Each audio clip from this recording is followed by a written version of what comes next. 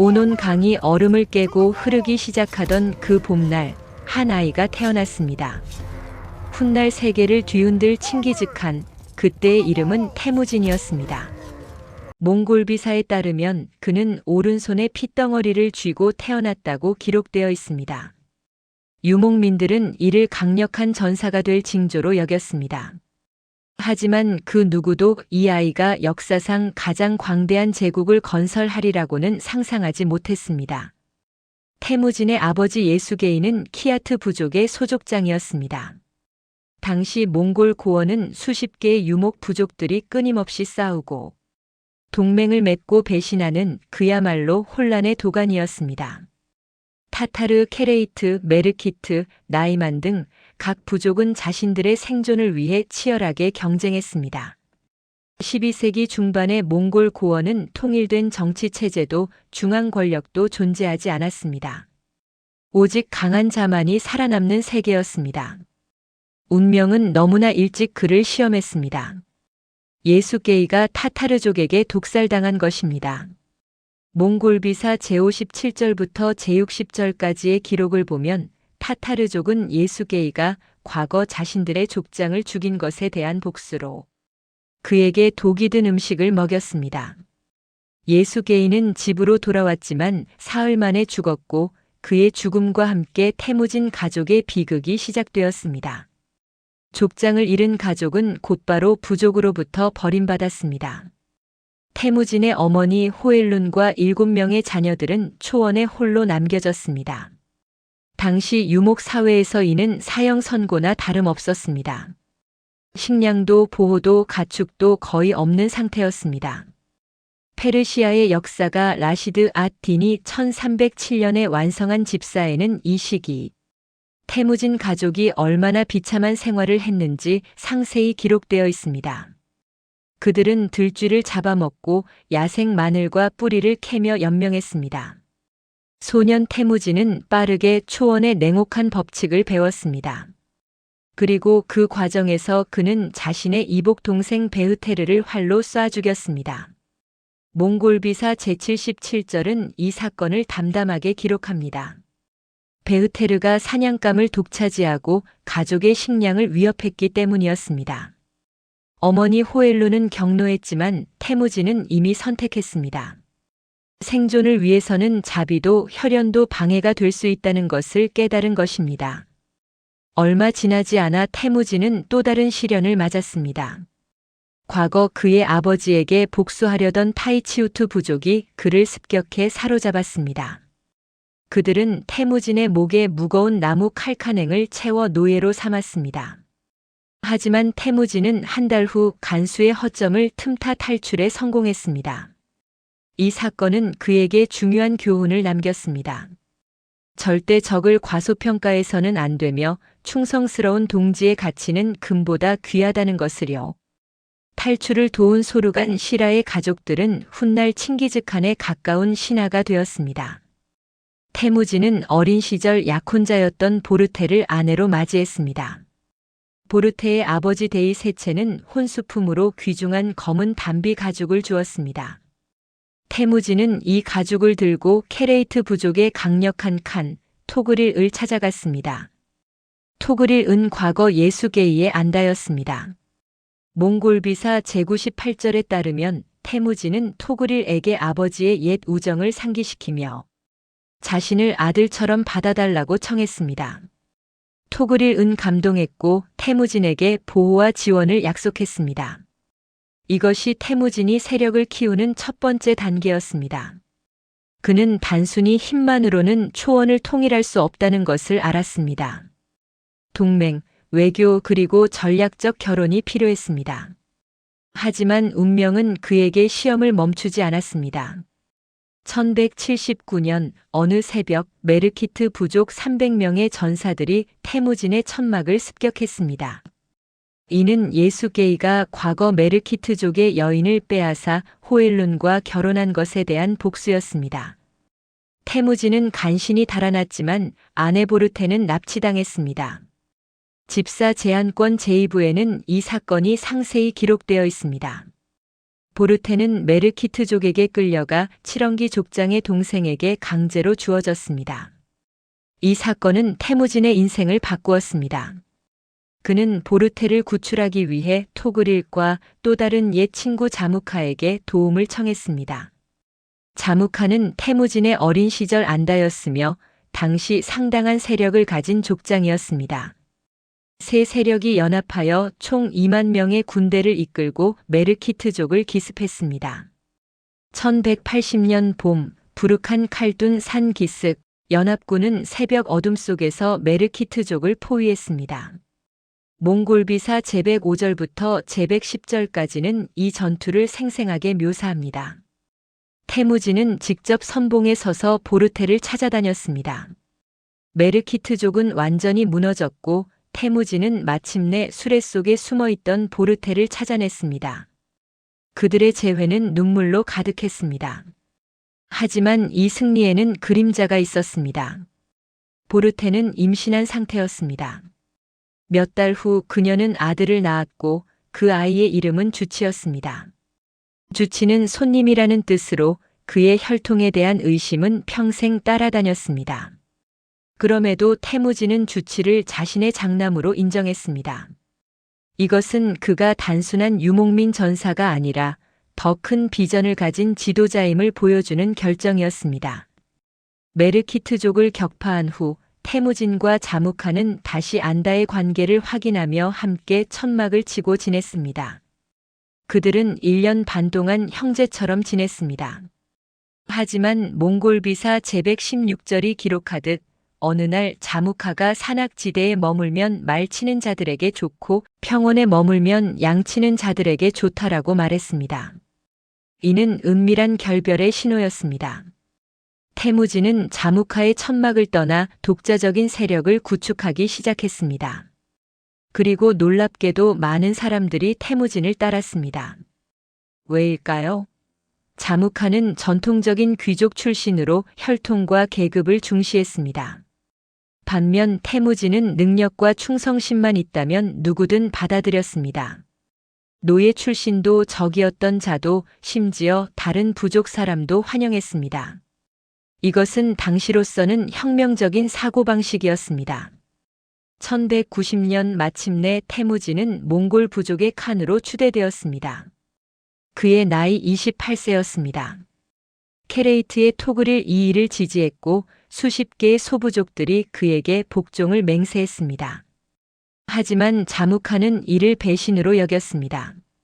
질투와 야망이 뒤섞인 그의 마음속에서 복수의 불꽃이 타올랐습니다. 자무카는 13개 부족의 연합군 3만 명을 이끌고 태무진을 공격했습니다. 태무진의 군대는 겨우 1만 3천 명에 불과했습니다. 달란 발주투 평원에서 벌어진 이 전투에서 태무진은 처음으로 대규모 야전의 혹독함을 경험했습니다. 집사의 기록에 따르면 전투는 하루 종일 계속되었고 태무진은 결국 후퇴할 수밖에 없었습니다. 하지만 자무카는 전술적 승리를 전략적 패배로 만들었습니다. 그는 포로로 잡은 태무진의 부하 70명을 가마솥에 삶아 죽이는 잔혹한 형벌을 가했습니다. 이 소식이 초원에 퍼지자 많은 부족들이 자무카를 야만인으로 여기고 등을 돌렸습니다. 오히려 패배한 태무진에게 더 많은 전사들이 모여들었습니다. 태무진은 패배에서 배웠습니다. 그는 초원만 바라보지 않고 더 큰 세계를 보기 시작했습니다. 당시 몽골 고원 남쪽에는 강력한 금나라가 있었습니다. 금나라는 여진족이 세운 제국으로 중국 북부를 지배하고 있었습니다.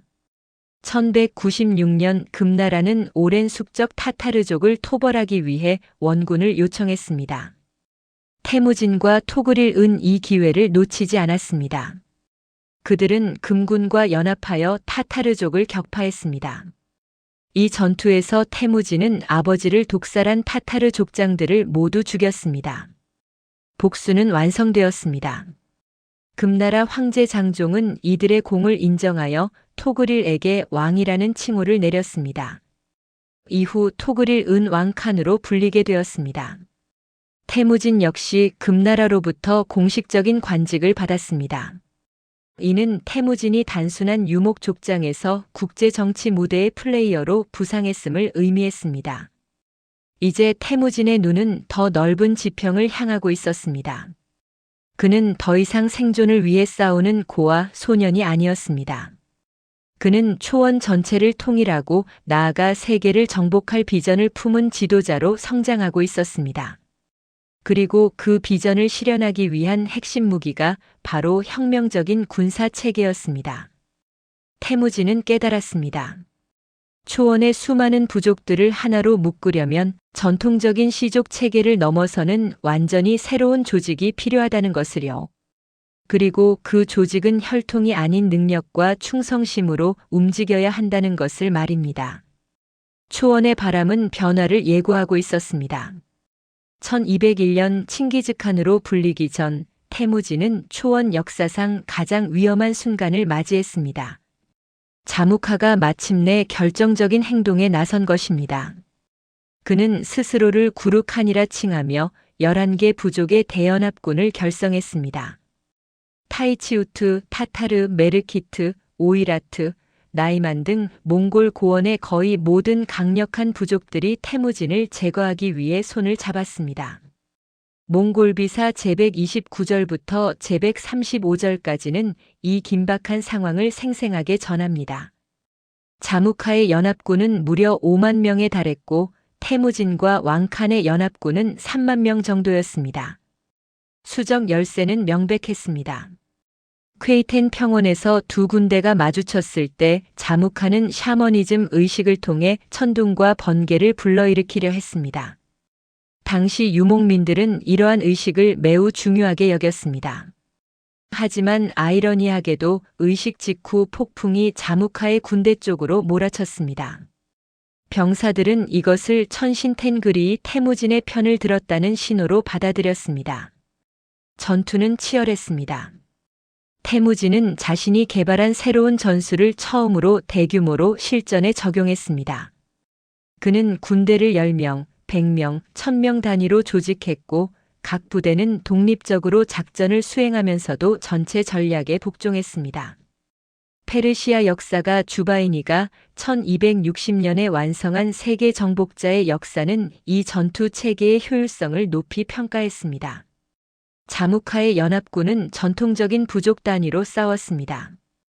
각 부족은 자신들의 족장 명령만 따랐고 전체적인 조율은 거의 없었습니다.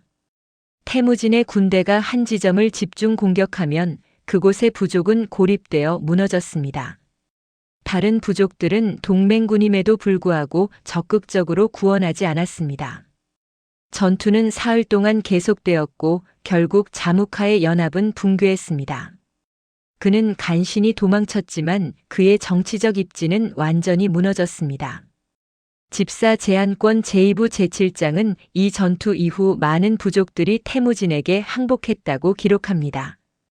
1202년 퀘이텐에서의 승리로 기세를 탄 태무진은 오랜 숙적 타타르족을 완전히 제거하기로 결심했습니다. 이는 단순한 복수가 아니었습니다. 타타르족은 금나라와 가까웠고 몽골 고원 동부를 장악하고 있었습니다. 그들을 제거하지 않고는 초원 통일이 불가능했습니다. 태무진은 이 전쟁에서 역사상 가장 냉혹한 결정을 내렸습니다. 전투 전 그는 모든 지휘관을 소집하여 명령을 내렸습니다. 전투가 끝난 후 수레바퀴축보다 키가 큰 타타르 남성은 모두 죽여라. 몽골비사 제153절은 이 명령을 그대로 기록하고 있습니다. 이것은 사실상 타타르족의 씨를 말리겠다는 선언이었습니다. 다란 네무르게스 전투에서 타타르족은 완전히 격파되었습니다. 태무진의 명령대로 성인 남성들은 모두 처형되었고 여성과 어린이들은 몽골군에 흡수되었습니다. 이 잔혹한 조치는 초원 사회에 충격을 주었지만 동시에 태무진의 결의를 명확히 보여주었습니다. 그는 자신에게 복종하지 않는 세력은 완전히 제거할 것이며 복종하는 자는 출신과 상관없이 받아들일 것이라는 메시지를 전했습니다. 흥미롭게도 태무진은 타타르족의 두 소녀를 자신의 부인으로 맞이했습니다. 예수이와 예수겐 자매였습니다. 이것은 정치적 통합의 상징이었습니다. 원수의 자식들조차 충성만 바친다면 최고의 지위를 얻을 수 있다는 것을 보여준 것입니다. 1203년 타타르족을 정복한 후 태무진은 예상치 못한 배신에 직면했습니다. 그의 오랜 후원자이자 양아버지 같은 존재였던 왕칸 토그릴 이글을 제거하려 한 것입니다. 토그릴의 아들 상군이 아버지를 설득했습니다. 태무진의 세력이 너무 커졌습니다. 곧 우리를 삼킬 것입니다. 몽골비사 제165절부터 제182절까지는 이 극적인 반전을 상세히 다룹니다. 왕칸은 태무진의 아들 주치와 자신의 딸의 결혼식을 핑계로 태무진을 초대했습니다. 하지만 충성스러운 정보원들이 이것이 함정임을 태무진에게 알렸습니다. 태무진은 즉시 소수의 호위병만 데리고 급히 철수했습니다. 왕칸의 군대가 뒤쫓아왔고 발주나 호수 근처에서 격렬한 전투가 벌어졌습니다. 태무진의 군대는 완전히 괴멸 직전까지 몰렸습니다. 그의 부하들은 뿔뿔이 흩어졌고 태무진 자신도 19명의 부하와 함께 발주투 사막으로 도주해야 했습니다. 그곳에서 그들은 말의 피를 마시며 연명했습니다. 태무진은 발주나 호수의 진흙 물을 떠서 마시며 부하들에게 맹세했습니다. 만약 내가 대업을 이룬다면 오늘 이 고난을 함께한 자들을 절대 잊지 않겠다. 몽골비사는 이를 발주나의 19인으로 기록하며 그들 모두가 훗날 제국의 고위 장군이 되었다고 전합니다. 하지만 태무진은 절망하지 않았습니다. 그는 빠르게 흩어진 군대를 재결집했고 불과 2달 만에 왕칸에게 반격했습니다. 1203년 가을 제제르 언덕에서 양측은 3일 밤낮으로 치열하게 싸웠습니다. 라시드 앗-딘의 집사는 이 전투를 초원의 하늘이 화살로 뒤덮였다고 묘사합니다. 태무진은 이 전투에서 자신의 새로운 군사 조직의 진가를 발휘했습니다. 그는 1000명 단위의 민간들을 교대로 투입하여 병사들의 피로를 최소화했습니다. 반면 왕칸의 군대는 전통적인 방식으로 모든 병력을 한꺼번에 투입했고 사흘째 되는 날 체력이 고갈되었습니다. 마침내 케레이트군은 무너졌고 왕칸은 나이만 영토로 도주하다가 국경 경비병에게 살해당했습니다. 몽골 고원에서 가장 강력했던 케레이트 왕국은 하루아침에 사라졌고 그들의 모든 병력과 자원은 태무진에게 흡수되었습니다. 1204년 이제 태무진 앞에는 마지막 장애물만 남았습니다. 몽골 고원 서부의 나이만 왕국이었습니다. 나이만의 타양칸은 자신이 가장 문명화되고 강력한 유목 국가의 지도자라고 자부했습니다. 그는 위구르 문자를 사용했고 궁정에는 서기관들이 있었으며 네스토리우스 기독교를 받아들였습니다. 타양칸은 태무진을 경멸했습니다. 집사의 기록에 따르면 그는 저 더러운 몽골놈들이 감히 나에게 맞서다니라고 비웃었다고 합니다. 그는 태무진의 군대를 과소평가했고 이것이 그의 운명을 결정했습니다. 1204년 봄 태무진은 나이만을 침공했습니다. 그는 완전히 재편성된 군대를 이끌고 있었습니다. 이제 그의 군대는 철저히 십진법으로 조직되어 있었습니다. 10명의 아르반, 100명의 자궁, 1000명의 민간, 그리고 1만 명의 투맨이 완벽하게 체계화되었습니다. 몽골비사 제196절부터 제201절은 이 조직의 세부 사항을 기록합니다. 각 아르반의 대원들은 서로의 가족처럼 지냈습니다. 한 명이 도주하면 나머지 9명 모두가 처벌받았고 한 명이 위험에 처하면 나머지가 반드시 구출해야 했습니다. 이것은 단순한 군대 조직이 아니라 새로운 사회 구조였습니다. 차키르마우트 산에서 양군이 충돌했습니다. 태무진은 자신의 군대를 5개의 투맨으로 나누고 각 투맨에 독립적인 작전 목표를 부여했습니다. 이것은 현대 군사 이론의 임무형 지휘와 놀랍도록 유사합니다. 19세기 프러시아의 참모총장 헬무트 폰 몰트케가 체계화한 이 개념을 태무진은 600년 앞서 실현한 것입니다. 나이만군은 혼란에 빠졌습니다. 그들은 몽골군이 동시에 여러 방향에서 공격해오는 것에 대응할 수 없었습니다. 타양칸의 아들 쿠출룩이 아버지에게 후퇴를 건의했지만 타양칸은 자존심 때문에 거부했습니다. 그리고 그것이 그의 마지막 실수였습니다. 전투는 하루 만에 끝났습니다. 타양칸은 전사했고 나이만 왕국은 역사 속으로 사라졌습니다. 원사 태조본기는 이 전투를 몽골의 통일을 완성한 결정적 전투라고 평가합니다. 나이만을 정복한 후 태무진은 2년에 걸쳐 자신의 군사체계를 완성시켰습니다. 그는 나이만에서 얻은 가장 귀중한 전리품, 즉 위구르 문자와 서기 제도를 활용했습니다. 나이만의 재상이었던 타타통화를 등용하여 몽골 문자를 만들게 했고 이를 통해 명령 체계를 문서화했습니다. 더 중요한 것은 그가 시족과 부족의 경계를 완전히 해체했다는 점입니다. 집사 제한권 제2부 제11장은 이것을 태무진의 가장 위대한 혁명이라고 평가합니다. 과거에는 타타르족은 타타르족끼리, 케레이트족은 케레이트족끼리 싸웠습니다. 하지만 이제 태무진은 모든 부족 출신을 섞어서 십진법 단위로 재편성했습니다. 한 아르반에는 옛 케레이트 전사, 나이만 전사, 메르키트 전사, 그리고 몽골 전사가 함께 배치되었습니다. 그들은 더 이상 부족민이 아니라 몽골군이었습니다. 이것은 로마 제국의 군단 시스템에 필적하는 혁명적 조치였습니다. 태무진은 또한 엄격한 군율을 확립했습니다. 몽골비사 제203절은 야사라고 불리는 법전의 군사 조항들을 기록합니다. 전투에서 후퇴하는 자는 사형, 무기를 잃어버린 자는 사형, 명령 불복종은 사형이었습니다. 하지만 동시에 공을 세운 자는 출신과 상관없이 승진했고 전사한 병사의 가족은 국가가 책임졌습니다. 그는 또한 캐식이라는 친위대를 1만 명 규모로 확대했습니다. 이들은 칸의 경호뿐만 아니라 제국 행정의 핵심이었습니다. 각 민간과 투맨의 지휘관 가족에서 아들이나 동생을 보내 캐식에 복무하게 했는데 이것은 충성을 보장하는 동시에 인질 제도이기도 했습니다. 1206년 봄 마침내 결정적인 순간이 왔습니다. 몽골 고원의 모든 부족 지도자들이 오논 강변에 모였습니다. 그들은 하얀 깃발 아래 쿠릴 타이 대회의를 열었습니다. 몽골 비사 제202절은 이 역사적 순간을 이렇게 전합니다. 1206년 화려한 진의 해, 오논 강수원에서 하얀 깃발을 세우고 태무진을 칸으로 추대했다.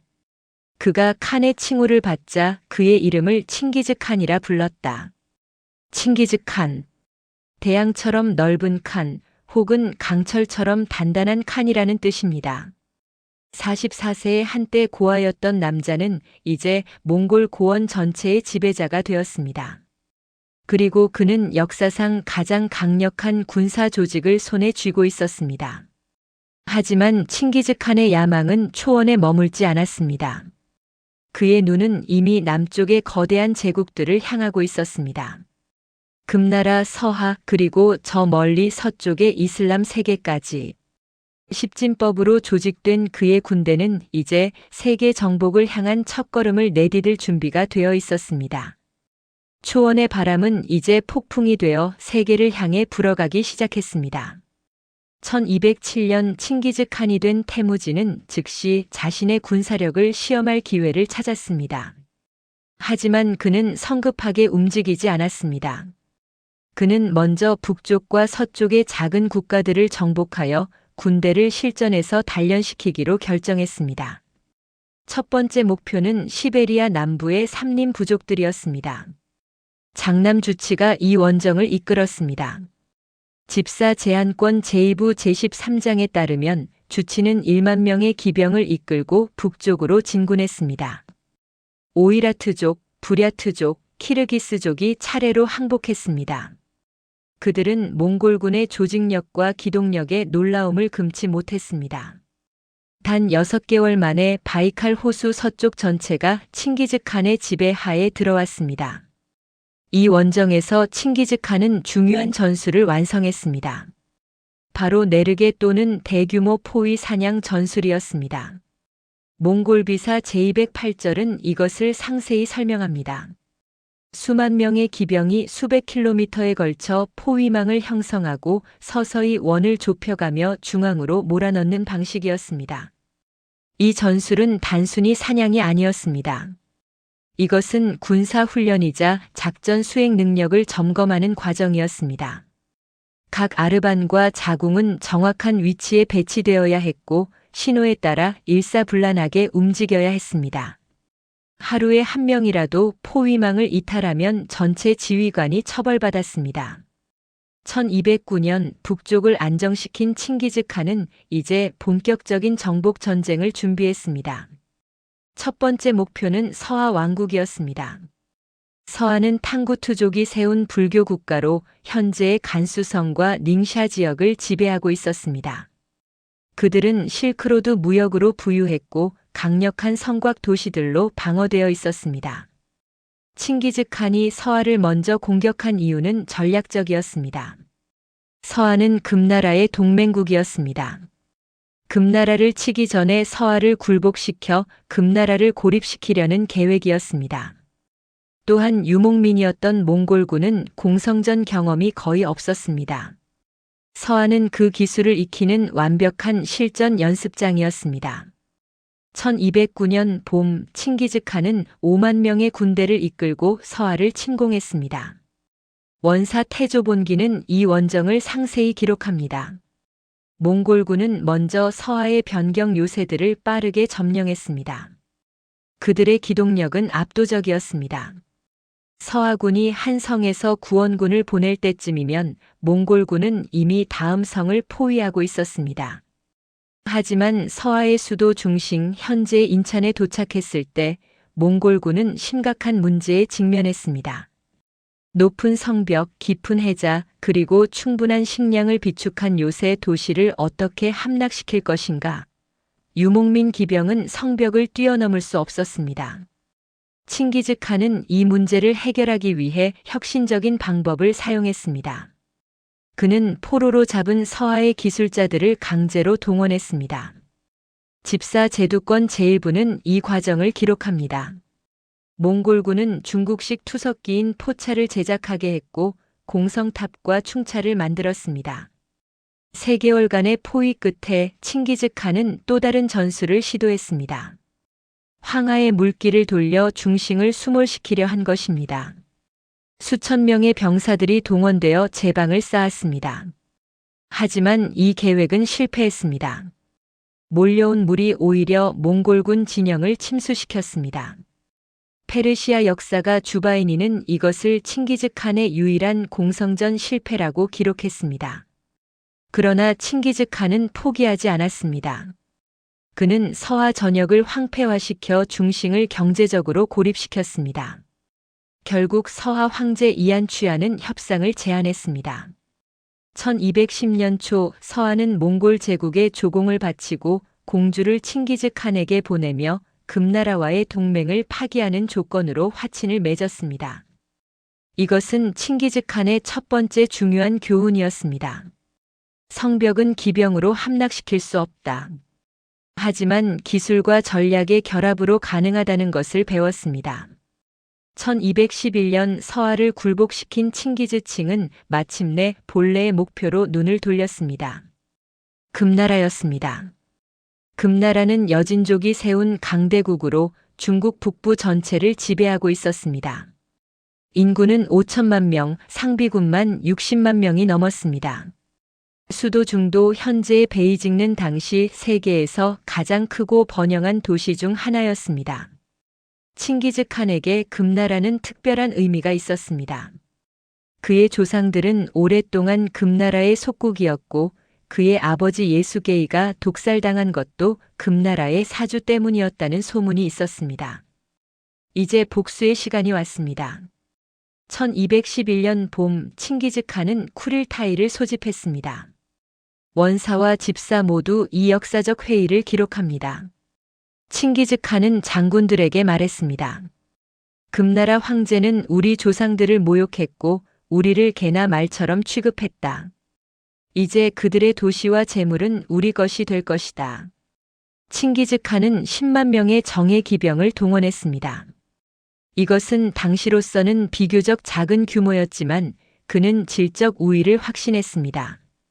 몽골군은 완벽하게 훈련되어 있었고 십진법 체계는 완벽하게 작동했습니다.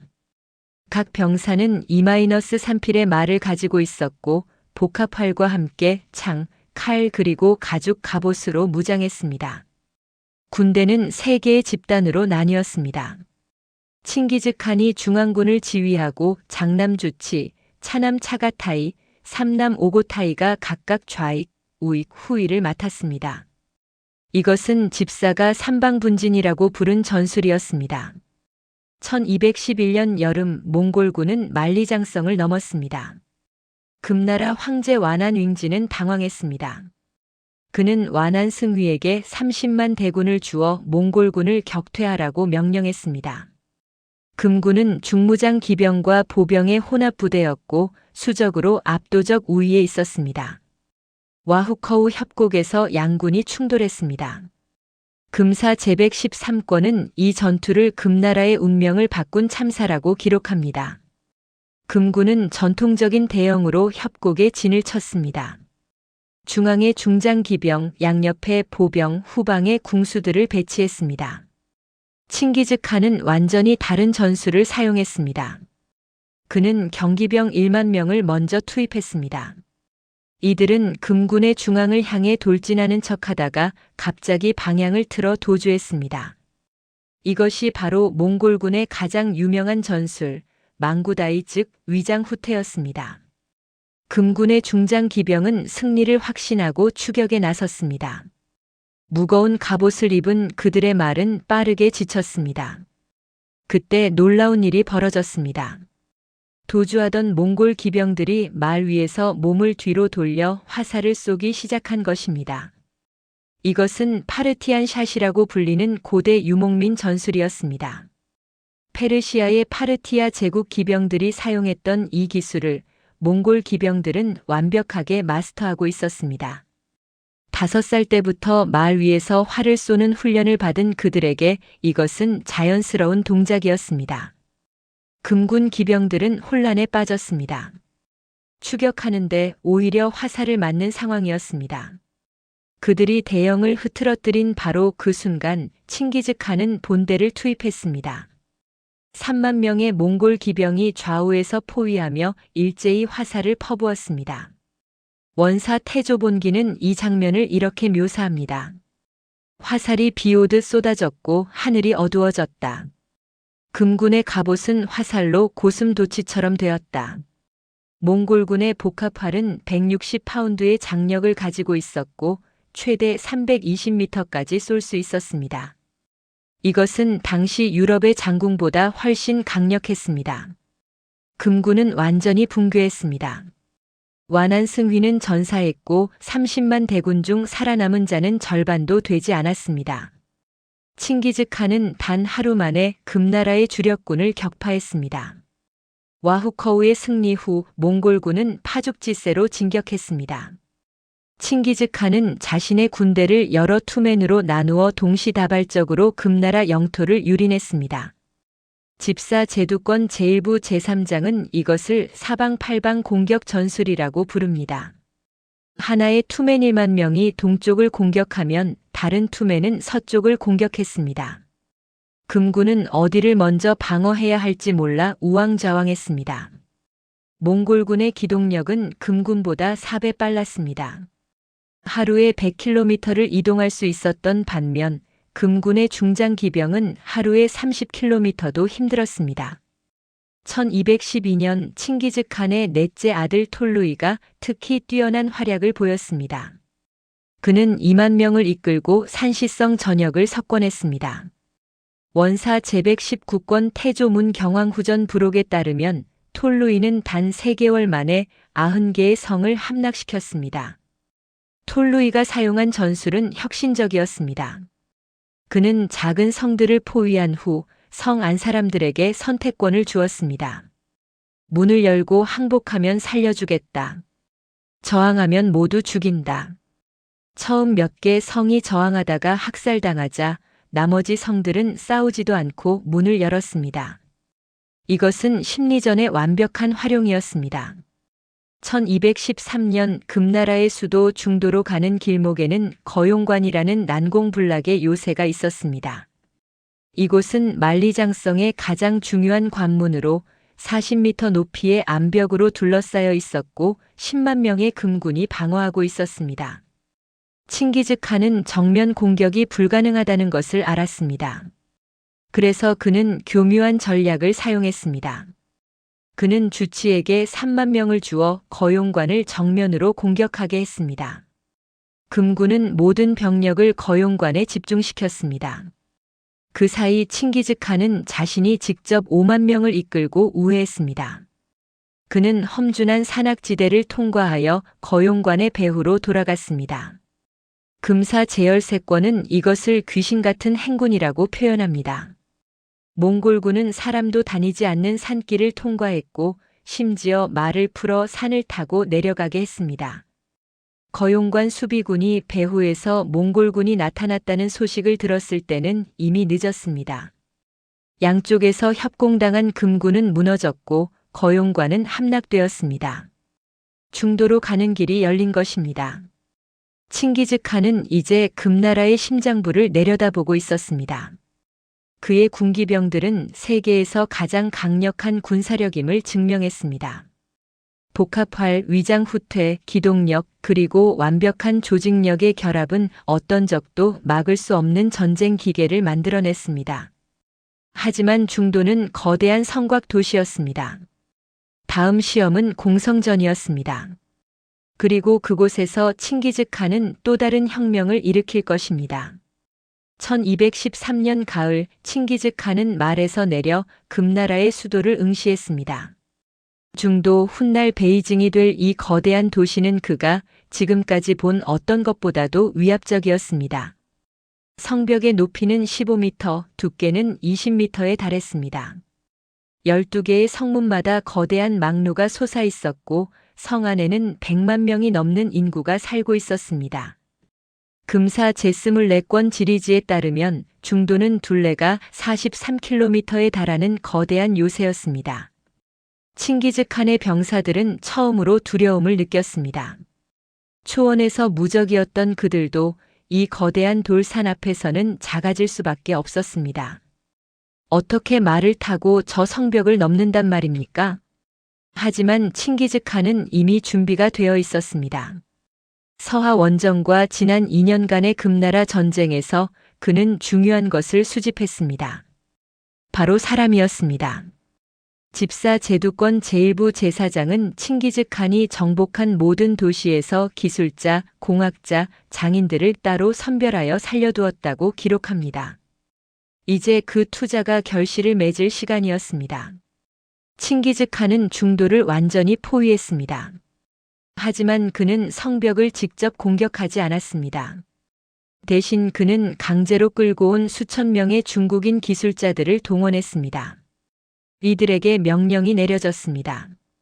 너희들의 무기로 너희들의 성을 무너뜨려라. 페르시아 역사가 주바이니가 1260년에 완성한 세계 정복자의 역사 제한권 제16장은 이 광경을 상세히 묘사합니다. 몽골군 진영에서 거대한 투석기들이 만들어지기 시작했습니다. 중국식 포차와 회회포였습니다.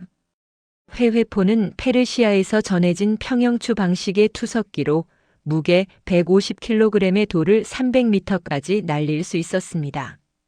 칭기즈칸은 또한 포로 전술이라는 냉혹한 방법을 사용했습니다. 주변 마을에서 잡아온 수만 명의 백성들을 성벽 앞으로 몰아넣었습니다. 이들에게 흙과 돌을 운반하게 하여 해자를 메우고 성벽까지 접근로를 만들게 했습니다. 원사 태조본기는 이것을 구축법이라고 기록합니다. 금나라 수비군은 딜레마에 빠졌습니다. 성벽 아래의 사람들은 자국 백성들이었습니다. 화살을 쏘면 동포를 죽이는 것이고 쏘지 않으면 몽골군이 접근하는 것을 허용하는 것이었습니다. 칭기즈칸은 이 심리전을 완벽하게 이해하고 있었습니다. 6개월이 지나자 중도 안의 상황은 절망적이 되었습니다. 식량이 바닥났고 전염병이 퍼졌습니다. 금사 제열 내권은 사람들이 서로를 잡아먹었고 길거리에 시체가 산더미처럼 쌓였다고 기록합니다.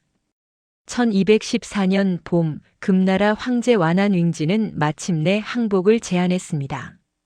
그는 공주를 칭기즈 칸에게 시집 보내고 금은보와 500수레, 비단 3000필, 말 3000필을 바치는 조건으로 화친을 맺었습니다. 칭기즈 칸은 이를 받아들였습니다. 아직 중도를 함락시킬 완벽한 준비가 되지 않았기 때문입니다. 하지만 그는 곧 돌아올 것이었습니다. 그리고 다음에는 더 강력한 무기를 가지고 올 것이었습니다. 1214년 여름 금나라에서 쿠데타가 일어났습니다. 장군 호사후가 황제 완안윙지를 살해하고 완안순을 새 황제로 옹립했습니다. 새 황제는 곧바로 수도를 중도에서 남쪽의 개봉으로 옮겼습니다. 이것은 칭기즈 칸에게 완벽한 구실을 주었습니다. 화친 조약을 깨뜨렸다. 1215년 봄 칭기즈 칸은 다시 중도를 포위했습니다. 하지만 이번에는 달랐습니다. 그는 1년 동안 준비한 비밀 무기를 가지고 왔습니다. 바로 화약이었습니다. 원사 제120권 무비전과 명나라 시대에 편찬된 무비지에 따르면 칭기즈 칸은 금나라에서 투방한 기술자들을 통해 화약 무기 제조법을 얻었습니다. 중국은 이미 9세기부터 화약을 군사적으로 사용하고 있었고 금나라는 진철뇌라는 원시적 수류탄과 비화창이라는 화염 방사기를 보유하고 있었습니다. 칭기즈 칸은 이 기술을 흡수하는 데 주저하지 않았습니다. 그의 위대함은 바로 여기에 있었습니다. 그는 유목민의 자존심 때문에 정주민의 기술을 거부하지 않았습니다. 오히려 적극적으로 받아들이고 개선했습니다. 중도 공성전에서 몽골군은 처음으로 화약 무기를 사용했습니다. 집사 제두권 제1부 제5장은 하늘에서 천둥이 치는 것 같은 소리가 났고 성벽이 무너졌다고 기록합니다. 비록 원시적인 형태였지만 화약의 심리적 효과는 엄청났습니다. 몽골군은 또한 개선된 투석기를 대거 투입했습니다. 30대가 넘는 거대 포차가 동시에 불타는 기름 항아리와 거대한 돌덩이를 성 안으로 쏘아댔습니다. 주바이니는 이것을 지옥의 비라고 표현했습니다. 5개월간의 포위 끝에 중도는 함락되었습니다. 금사는 성이 무너지자 몽골군이 들어왔고 한 달 동안 사륙과 약탈이 계속되었다고 기록합니다. 100만 명의 도시는 폐허가 되었고 살아남은 자는 얼마 되지 않았습니다.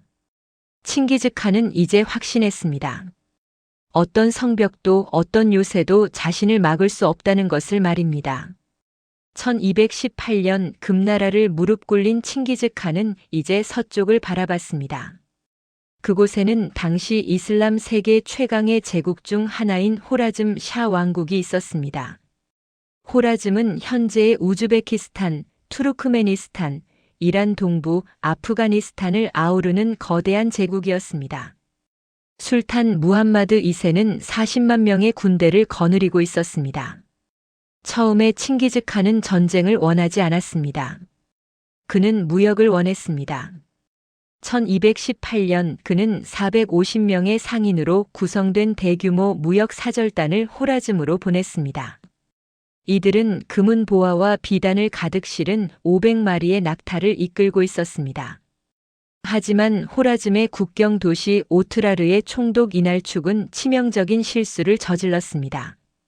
그는 무역단이 몽골의 첩자라고 주장하며 모두를 처형하고 재물을 몰수했습니다. 집사 제두권 제2부 제1장은 이것을 역사의 방향을 바꾼 학살이라고 부릅니다.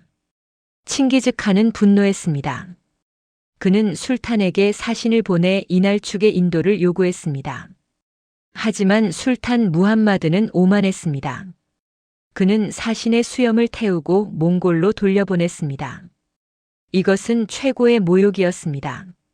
원사 태조본기에 따르면 칭기즈 칸은 부룩한 칼둔 산에 홀로 올라가 3일 밤낮을 기도했습니다. 탱그리 하늘의 시녀, 나는 이 전쟁을 원하지 않았습니다. 하지만 그들이 나의 사람들을 죽였습니다. 나에게 정의를 실현할 힘을 주소서. 1219년 봄 칭기즈칸은 역사상 가장 위대한 원정을 시작했습니다. 그는 20만 명의 정예 기병을 이끌고 서쪽으로 진군했습니다. 그의 네 아들들이 모두 동행했습니다. 주치, 차가타이, 오고타이, 톨루이.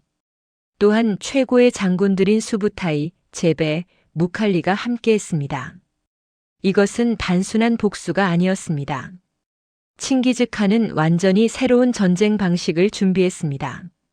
그는 2년에 걸쳐 정보를 수집했습니다. 상인들을 통해 호라즘의 모든 도시, 도로, 요새, 군대 배치를 파악했습니다. 13세기 유럽 수도사 존 드 플라노 카르피니가 1247년에 쓴 몽골인의 역사는 몽골인들은 전쟁 전에 수년간 첩보 활동을 한다고 기록했습니다. 칭기즈칸은 또한 중국에서 온 공성 기술자 1000명을 데리고 왔습니다. 그들은 분해 가능한 투석기와 공성탑의 설계도를 가지고 있었습니다. 몽골군은 이제 진정한 복합 군대였습니다. 기병의 기동력, 궁수의 사격력, 그리고 공성 무기의 파괴력을 모두 갖춘 것입니다. 1220년 2월 몽골군은 천산 산맥을 넘어 중앙아시아로 들어왔습니다. 첫 번째 주요 목표는 부하라였습니다. 이 도시는 이슬람 문화의 중심지 중 하나로 아름다운 모스크와 도서관들이 있었습니다. 인구는 30만 명이었습니다. 칭기즈칸은 부하라에 도착하기 전에 이미 심리전을 펼쳤습니다. 그는 항복한 주변 마을 주민들을 군대 앞에 몰아넣고 행진했습니다. 멀리서 보면 엄청난 대군처럼 보였습니다. 집사는 부하라 사람들은 몽골군이 100만 명이라고 믿었다고 기록합니다. 실제로는 5만 명이었습니다. 부하라의 수비대장은 2만 명의 병력을 이끌고 성 밖으로 나와 싸우다가 전멸했습니다. 몽골 기병의 위장 후퇴 전술에 말려든 것입니다. 성 안에 남은 사람들은 항복을 선택했습니다. 칭기즈칸은 부하라에 입성하여 중앙광장으로 갔습니다. 그곳에는 거대한 모스크가 있었습니다. 페르시아 역사가 아타 말리크 주바이니는 자신의 아버지가 그 현장에 있었다고 기록했습니다. 칭기즈칸은 말에서 내려 모스크 안으로 들어갔습니다. 그는 코란이 보관된 단상 위에 올라가 말했습니다. 나는 신의 채찍이다. 만약 너희가 큰 죄를 짓지 않았다면 신은 나 같은 벌을 보내지 않았을 것이다. 이 말은 중앙아시아 전역에 퍼졌고 칭기즈칸의 신화를 만들었습니다. 1220년 3월 부하라를 함락시킨 후 칭기즈칸은 호라즘 제국의 수도 사마르칸트로 진군했습니다. 이 도시는 실크로드의 진주로 불렸습니다. 인구 50만 명, 수비군 11만 명이 방어하는 난공불락의 요새였습니다. 칭기즈칸은 사마르칸트를 사방에서 포위했습니다. 그는 각 방향에서 동시에 공격을 개시했습니다. 투석기 60대가 동시에 돌과 불화살을 쏘아댔습니다. 원사는 하늘이 어두워질 정도로 화살이 날았다고 기록합니다. 하지만 칭기즈칸의 진정한 무기는 다른 곳에 있었습니다. 그는 사마르칸트의 투르크계 수비군에게 은밀히 협상했습니다. 항복하면 살려주겠다. 계속 싸우면 부하라처럼 될 것이다. 5일째 되는 날 투르크계 병사들이 반란을 일으켰습니다. 그들은 페르시아계 장군들을 죽이고 성문을 열었습니다. 이것은 칭기즈칸의 분열 전술이 완벽하게 성공한 것이었습니다. 사마르칸트는 함락되었고 술탄 무함마드는 수도를 버리고 도주했습니다. 제베와 수부타이가 이끄는 2만 명의 추격대가 그를 뒤쫓았습니다. 술탄은 카스피해의 한 섬에서 쓸쓸히 죽었습니다. 칭기즈칸은 모든 것을 용서했지만 한 도시만은 용서하지 않았습니다. 오트라르, 그의 상인들이 학살당한 바로 그곳이었습니다. 그는 차가타이와 오고타이에게 이 도시를 맡겼습니다. 오트라르는 6개월 동안 저항했습니다. 총독 이날축은 필사적으로 싸웠습니다. 하지만 결국 성은 함락되었습니다. 집사 제두권 제2부 제8장은 이날 축의 최후를 기록합니다. 그는 마지막 순간까지 성체 꼭대기에서 지붕 기와를 던지며 싸웠습니다. 손에 무기가 없자 그는 맨손으로 싸웠습니다. 칭기즈칸은 그를 살려두라고 명령했습니다. 그리고 그의 눈과 귀에 녹인 은을 부어 죽였습니다. 내가 탐욕으로 은을 원했으니 은으로 죽어라. 오트라르는 완전히 파괴되었고 모든 주민은 살해되었습니다. 이 도시는 지도에서 사라졌고 다시는 재건되지 않았습니다. 칭기즈칸은 이제 중앙아시아 전체를 정복했습니다. 그는 공성전의 대가가 되었고 그의 군대는 기병, 궁수, 공성 무기, 심리전, 첩보, 외교를 모두 결합한 완벽한 전쟁 기계였습니다. 하지만 그의 야망은 여기서 멈추지 않았습니다. 그의 눈은 이미 더 서쪽 유럽을 향하고 있었습니다. 1221년 가을 칭기즈칸은 60세가 가까운 나이였지만 그의 정복 의지는 조금도 꺾이지 않았습니다. 호라즘 제국을 멸망시킨 후 그는 술탄 무함마드의 아들 잘랄 앗-딘을 추격하고 있었습니다. 잘랄 앗-딘은 용맹한 전사였고 아프가니스탄 산악지대에서 게릴라전을 벌이며 몽골군을 괴롭혔습니다. 1221년 11월 인더스 강변에서 마지막 결전이 벌어졌습니다. 집사 제두권 제2부 제12장은 이 전투를 상세히 기록합니다. 잘랄 앗-딘은 3만 명의 병력으로 칭기즈칸의 5만 대군에 맞섰습니다. 전투는 하루 종일 계속되었고 호라즘군은 용맹하게 싸웠습니다. 하지만 결국 몽골군의 조직력이 승리했습니다. 칭기즈칸은 십진법으로 편성된 부대들을 교대로 투입하며 적의 체력을 소진시켰습니다. 호라즘군이 지쳐갈 때 수부타이가 이끄는 기병대가 측면을 공격했습니다. 완벽한 협동 작전이었습니다. 잘랄 앗-딘은 패배를 직감했습니다. 그는 말을 타고 인더스 강으로 달려가 그대로 강물 속으로 뛰어들었습니다. 페르시아 역사가 나사비가 1241년에 쓴 술탄 잘랄 앗-딘의 전기에 따르면 칭기즈칸은 강을 건너는 그를 바라보며 아들들에게 말했습니다. 아버지는 저런 아들을 가져야 하느니라. 이것은 칭기즈칸의 위대함을 보여주는 순간이었습니다. 그는 적도 존경할 줄 알았습니다. 그는 강을 건너 달아나는 잘랄 앗-딘을 추격하지 말라고 명령했습니다. 하지만 호라즘 제국은 완전히 멸망했고 중앙아시아 전체가 몽골 제국의 일부가 되었습니다. 1222년 칭기즈칸이 아프가니스탄에서 전투를 벌이는 동안 그의 가장 뛰어난 두 장군 수부타이와 제베는 놀라운 임무를 수행하고 있었습니다. 칭기즈칸은 그들에게 2만 명의 기병을 주며 명령했습니다. 서쪽으로 가서 세계가 어디까지 이어지는지 보고 오라. 원사 제119권 수부타이 열전과 집사 제두권 제2부 제10장은 이 전설적인 원정을 기록합니다. 수부타이와 제베는 코카서스를 넘어 러시아 남부 스텝지대로 들어갔습니다. 그들은 조지아 왕국을 격파하고 킵차크 부족을 복속시켰습니다. 1223년 5월 칼카강에서 그들은 러시아 공국들의 연합군과 마주쳤습니다. 키예프 대공 무스티슬라프를 비롯한 여러 공국의 군주들이 8만 명의 대군을 이끌고 왔습니다. 몽골군은 겨우 2만 명이었습니다. 러시아의 이파티예프 연대기는 이 전투를 상세히 기록합니다. 수부타이는 위장 후퇴 전술을 사용했습니다. 몽골군은 9일 동안 후퇴하는 척하며 러시아군을 유인했습니다. 러시아 기사들은 승리를 확신하며 대열을 흐트러뜨린 채 추격했습니다. 10일째 되는 날 몽골군이 갑자기 돌아섰습니다. 그들은 완벽한 포위망을 형성했고 사방에서 화살을 퍼부었습니다. 러시아군은 완전히 포위되었고 조직적인 저항이 불가능했습니다. 무스티슬라프 대공을 포함한 대부분의 귀족들이 전사했습니다. 수부타이와 제베는 3년에 걸쳐 8,000km를 달렸고 1224년 봄에 칭기즈칸에게 돌아왔습니다. 그들은 서쪽 세계의 모든 정보를 가지고 왔습니다. 지형, 도시, 군대, 정치 상황 등 모든 것이 기록되었습니다. 이것은 훗날 바투의 유럽 원정의 기초가 되었습니다. 1225년 칭기즈칸은 7년 만에 몽골로 돌아왔습니다.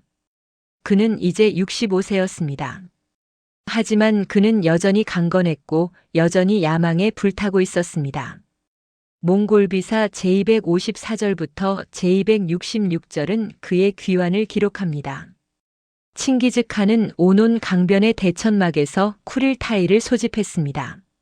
모든 왕자들과 장군들이 모였습니다. 그는 지난 7년간의 정복을 정리했습니다.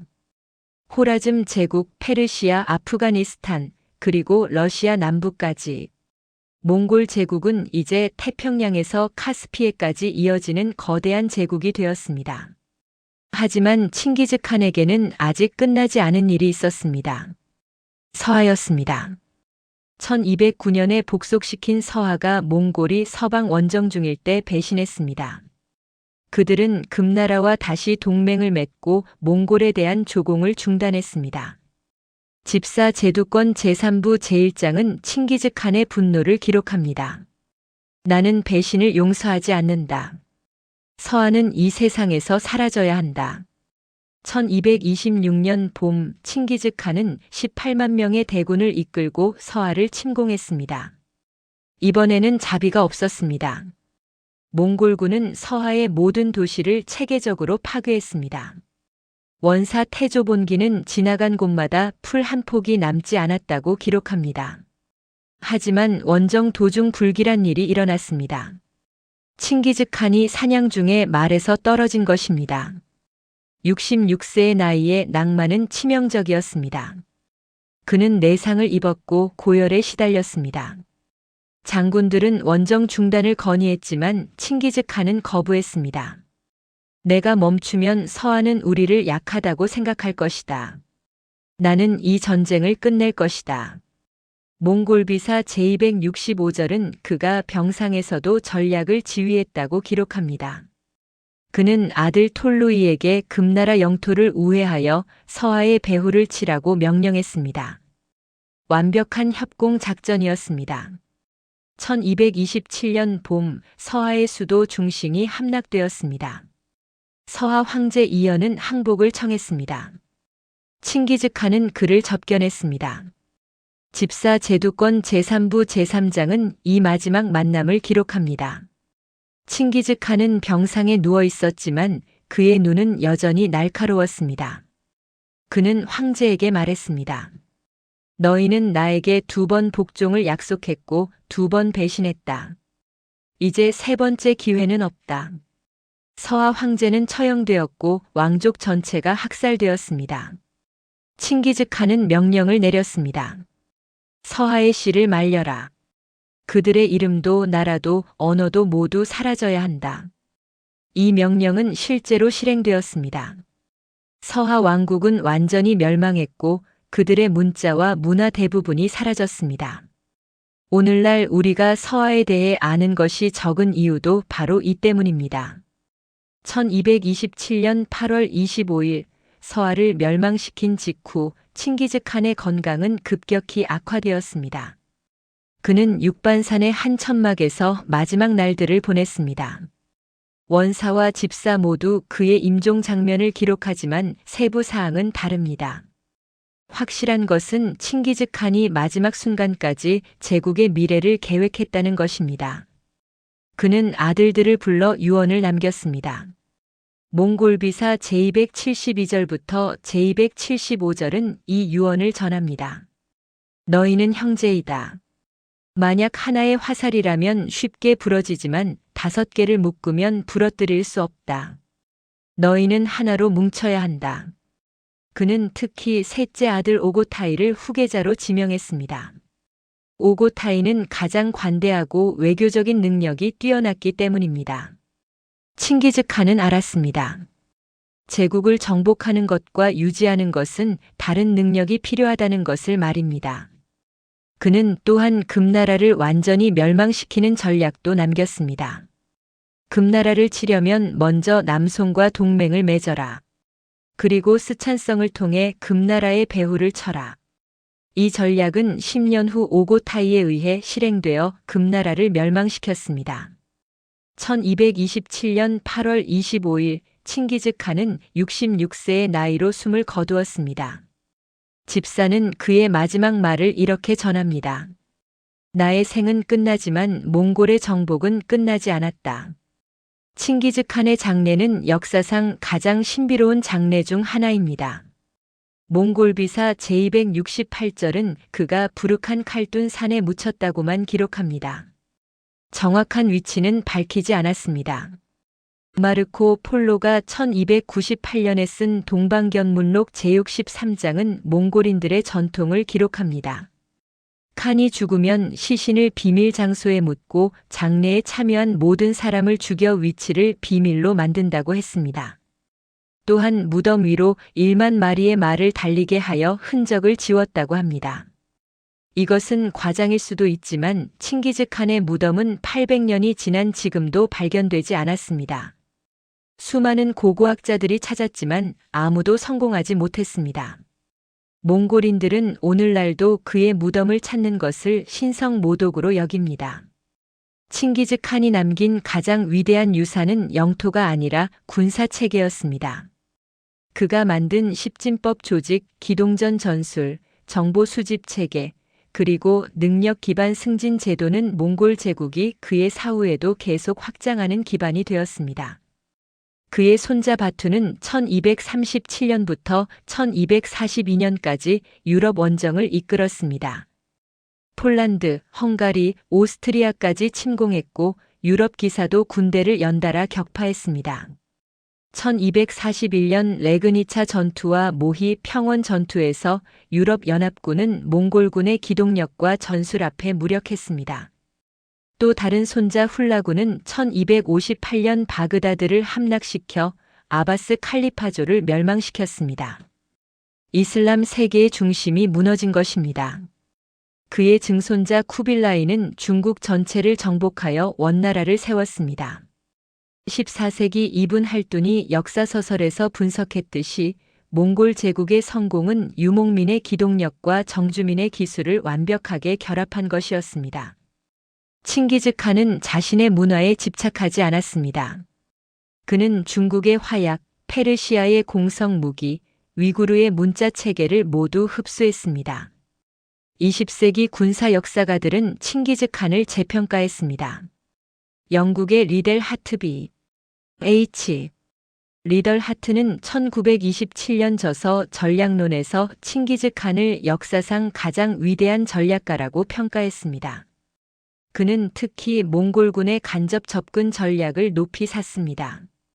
미국 해병대는 1979년 전술 교범에서 몽골군의 분권화된 지휘 체계를 모델로 삼았습니다. 칭기즈칸의 임무형 지휘 개념은 현대 기동전의 핵심입니다. 2004년 미국 국방대학교의 연구는 칭기즈칸의 정보작전을 현대 사이버전의 원형이라고 분석했습니다. 그는 전투 전에 항상 정보 우위를 확보했고 심리전을 통해 적의 사기를 무너뜨렸습니다. 칭기즈칸은 잔혹했습니다. 그의 정복으로 수천만 명이 죽었습니다. 하지만 그는 또한 혁명가였습니다. 그는 혈통이 아닌 능력으로 사람을 평가하는 능력주의 체계를 만들었습니다.